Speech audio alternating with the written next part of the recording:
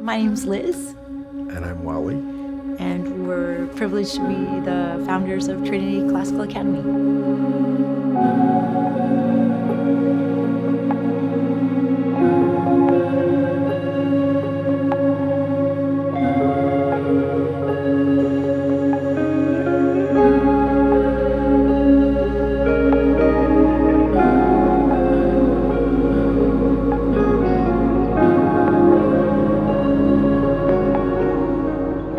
So how long do you think Trinity has been here for? I don't know, I think like 18 years. Do you know somebody how to start this?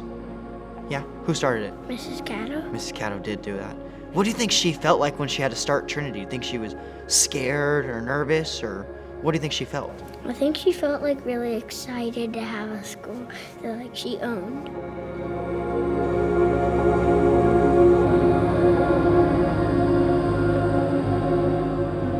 When I was little, I knew that I always wanted to be a teacher and would play school with all my stuffed animals. My dad was a teacher, and I would use all of his materials and lesson plans, and he even built me a little schoolhouse that I would hold school in. That carried with me through college, but after college I felt like I needed to go do something else.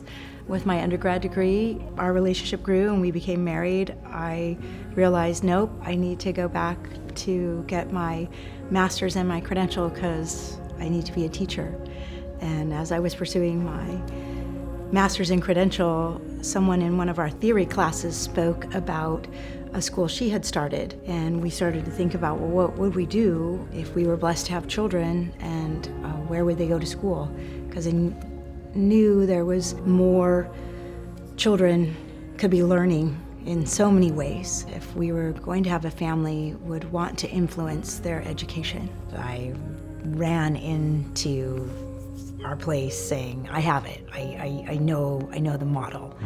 And that is when we started this crazy journey.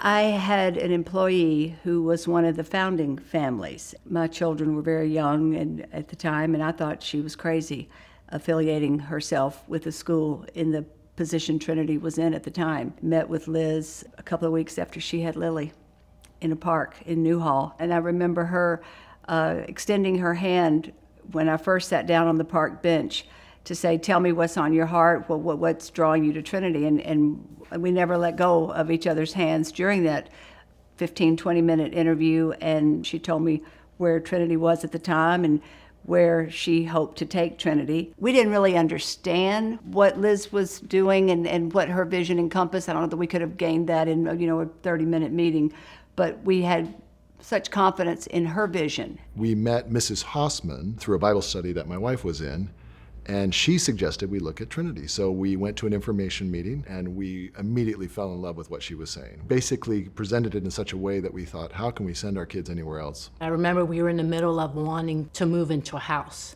but my husband attended the meeting, and I remember specifically I was at the top of the stairs in our condo, and he walks in and he goes, you know what, I think this place is big enough, which was an indication that we were going to send our kids to Trinity instead of buying a house. And it was really evident when we saw one of the juniors get up and speak before a whole group of adults that evening, and we were really impressed. If this is what they're producing, and to forecast and think what that could look like in high school, it became really interesting to us to consider, to say, well, if that's what they're producing, then we're interested. Liz came to our women's group and said, I think God wants me to open a school, and I'm the resident cheerleader. So I was like, that's awesome, Liz, way to go. You go, girl. So we're sitting at Coco's eating our salad, and I'm just hyping her up. She had these things called information interviews, and so I went to support my friend Liz with her dream. That's why I was there, or that's why I thought I was there, but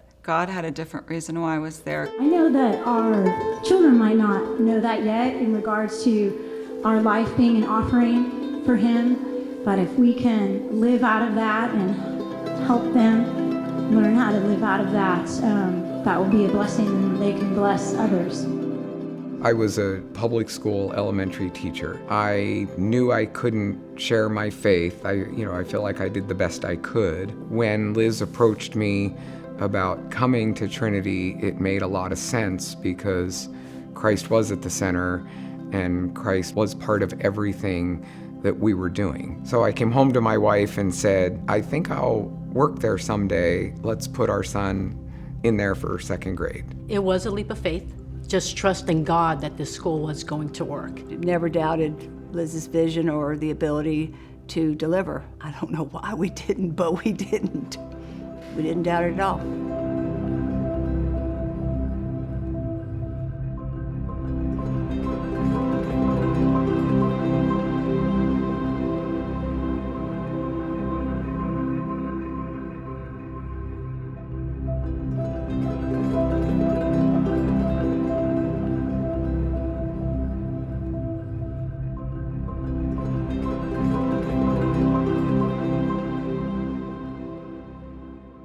We started thinking about it and started reading, and the Lord could do something. He could do something big. Yeah, we put together a little survey for our church. We were shocked that a lot of our friends and a lot of people in the church said, you know what, I think we'll give it a try. Yeah, we had our first information meeting. Yeah. One Sunday. 10 families. After church. Yeah. Yes. And some of those families that came to that first meeting went all the way through with us. The biggest thing we had to we had a facility. So we talked to every church in Santa Clarita, and everybody said no.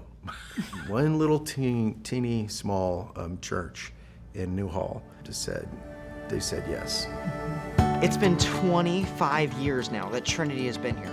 What do you think Trinity was like 24, 25 years ago when it was super small? What do you think it was like? I can see the first light standing in the distance.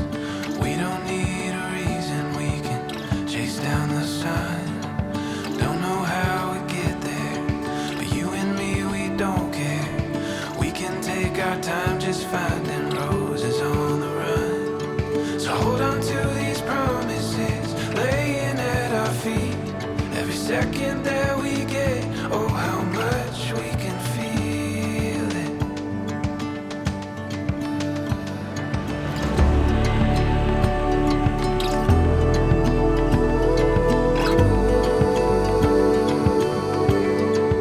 28 little people that first year, kindergarten, first and second grade. I was surprised anyone came at all. The first couple of years, it took me a while to think, oh, people will come. But they kept coming. The original campus that we attended, Seventh-day Adventist church facility over on South Valley. There wasn't enough room not only at the SDA campus, but the second campus was full. So we had to have a third campus on 15th Street. But Jeff Culp had it all logistically orchestrated. You knew what area you were going in and what exit you were going out, and there was no messing about. And there was a lot of parents who had children scattered at those. Can you get mine at 15th? Yes, I'll get yours at Little Light. It was just what we did. We didn't really think about it too much. It was just the order of the day. I think we were just in such survival, not really survival mode like we weren't surviving, but it was happening so fast, I guess is the way I'd say it. So we were just dealing with so many things. There wasn't a lot of time to be introspective. The play area at Valencia Open Bible was a literal dog run with a playground on it. And one of the things that we were praying for was just grass, like for the kids to be able to run around in. We were praying bold prayers, like, you own the cattle on 1,000 hills. I'm thinking you could give the children some grass to run around in. So we are asking and waiting. I didn't get here on the ground floor, but there definitely have been things where it felt like it was the Wild West. The first year I was here, we had one bathroom for all of the upper school, which was disgusting and gross, but it was one of the best deterrence of punishment that I can remember us ever having. Most of the students who had that punishment never incurred that ever again. Trinity was really small at that point. I was part of the second graduating class. I was really impacted by the teachers here, and I kind of set my career trajectory on that path as well, to where I wanted to kind of do for others what they had done for me first. A lot of people in our grade and stuff, we refer to us as being kind of like guinea pigs. Probably heard that from some other people. Where the school was, I think, learning a lot with our class. In a lot of ways, the school was a bit of an experiment. To me, it was just what I was used to. Even like moving campuses, it was like, all right, we're going to the Seventh-day Adventist Church now, or this is where we're going to school. Like, it just, to me, it wasn't, I never thought of it as weird or didn't make it tough to learn or anything like that. The first few days that I spent on a Trinity campus, it's hard to believe, was almost 20 years ago. When I came from public school, I had the option to continue into the next grade after the one I had just finished. I had just finished 4th grade. Trinity suggested that I do 4th grade again because they were starting Latin in 3rd grade and they didn't want me to be too far behind. And I attended an event in high school that I would have missed if I had continued on, and I met my wife at that event. And so it was just neat that God used the timing and the pieces of how I ended up meeting my wife, some 10 years later. I actually grew up going to Trinity. We were a founding family, so my parents put me in the very first year that Trinity opened. I was in 1st grade, just little tiny. I feel so blessed and lucky that they did it for me. And I think that's just so special that they sacrificed so much of their time with our families to spend that time with us. It was just so special that we got to do it all together. Graduated in 2013, went all the way through, and then came back to start teaching here after that. They weren't even in this building the whole time. They were in 3 separate buildings. They were in other places. What do you think it was like? You wouldn't have all this stuff. Like what stuff? Like those trophy thingies over there. The trophy thingies? Pretty interesting when time goes by and you get to see all the accomplishments, all the kids graduate and all those things. How many kids do you think have graduated? Probably more than 100. Probably more than 100? I think there's been more than 400 graduates now. It's a big number. We had outgrown the facilities that were in place when we came, and this site was always on the table and part of the conversation, but it was just that, it was a site. The buildings hadn't been built. The Lord allowed us to be here and then to be able to purchase our current home. It's just crazy, to have been here, almost since the beginning, and then growing into this building, filling this building, just all the stages have been pretty amazing. Our hope as parents in starting Trinity, and if it was going to be something that would work and people would come, this idea of a Christian classical education that would give them really a foundation for all of life. It was one of our very first little meetings we had with a couple of the folks that came. We thought about what do we hope for in our children. We landed on virtue, wisdom, purpose, and courage, because really it takes all of those. The virtuous life being the good life. And what does that mean? It doesn't mean what the world says. Wisdom, we all need wisdom. And that's derived from God's word and Jesus Christ. And purpose. How do we live with purpose, not for self, but for others, because we're called to something. And to do all of that, if you're going to have an impact for God and His kingdom, it's going to take great courage.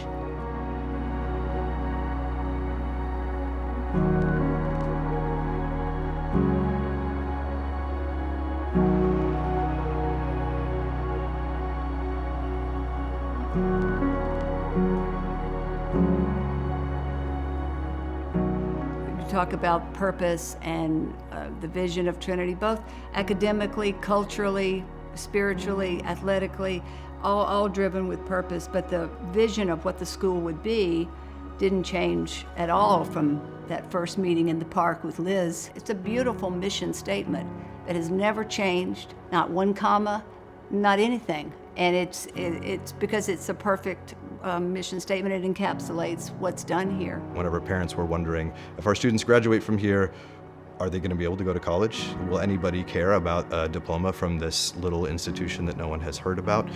So seeing the way that that's been a consistent through line is a genuine desire and responsibility to assist parents in the shepherding of their children into Christian maturity.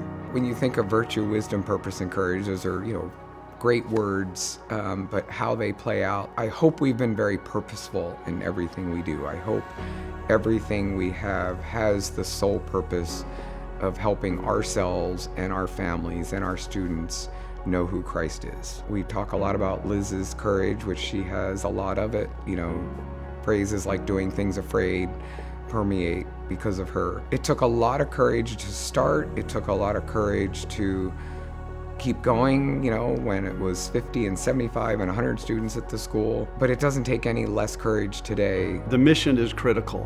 When I think of Trinity, I think of a godly Christian school where kids can be challenged, where parents can lean in and develop the next generation of godly Christian kids. If we can help save souls and direct people and build a generation that can go out into the world and plant seeds, plant another Trinity. The gift of knowing our kids are in such a safe and healthy environment with people that love them and are challenging them and are aligned with our values. That's just a blessing. We're excited to drop our girls off here every day knowing that they're in good hands. I probably take it for granted that I see the full picture for one, but that's what's neat. I guess I see the full picture in there's joy in seeing the kindergartners bouncing around the kindergarten playground, and then there's joy in seeing the seniors in their senior section in the courtyard, how it looks different yet the same. 25 years goes really fast. That's one crazy thought. It's just by God's grace, because it didn't make sense a lot. There were times we didn't know where the school would be next year. He wouldn't have brought us this far and let us down.